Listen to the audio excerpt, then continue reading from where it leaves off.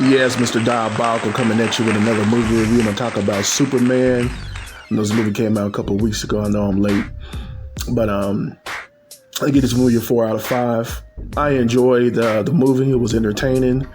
They made Superman somewhat kind of weak a little bit, which was cool. You know, he didn't understand or not really understand or use his full power set like they do in the other movies like Man of Steel and the other movies they made. But another thing about this movie that made Lex Luthor a very diabolical villain. He was putting people in pocket dimensions like ex-girlfriends, girlfriends and stuff, and other metahumans, which was cool.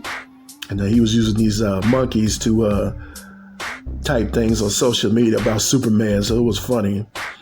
But as far as like Lex Luthor goes, he was a good villain, but they made, he was kind of weak. He was weak because he couldn't do nothing to Superman. He couldn't fight Superman one-on-one.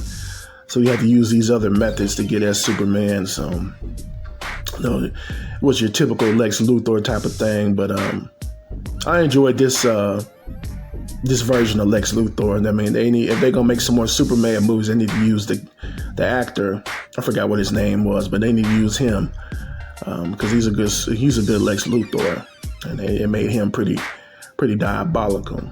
And they had Hawkwoman and Mr. Terrific and the guy, one of the Green Lanterns in the movie.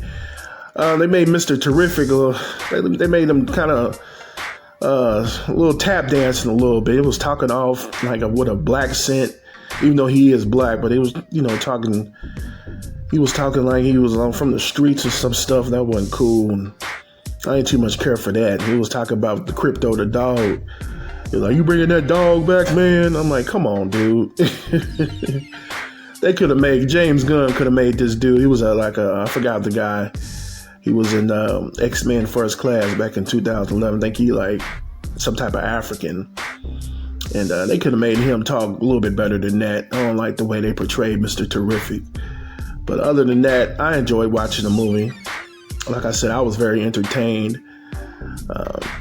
The dynamic between Superman and the girl that he always messing with, Lois Lane. I like that dynamic. It was cool. It was a different type of different version of their little relationship. They was going back and forth.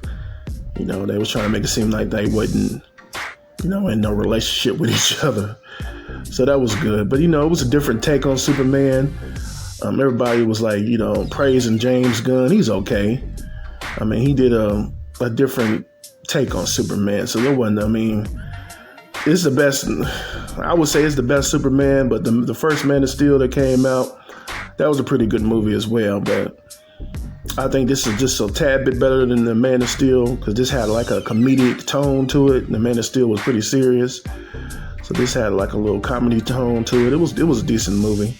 I give it a 4 out of 5. But James Gunn, he's an okay director to me. He's not nothing groundbreaking. He's he's nothing like that. He just he has some comedic things going on, like he did Guardians of the Galaxy and the Suicide Squad. And it was okay. It was a different take on Superman, like I said. But it's been Mr. Diabolical.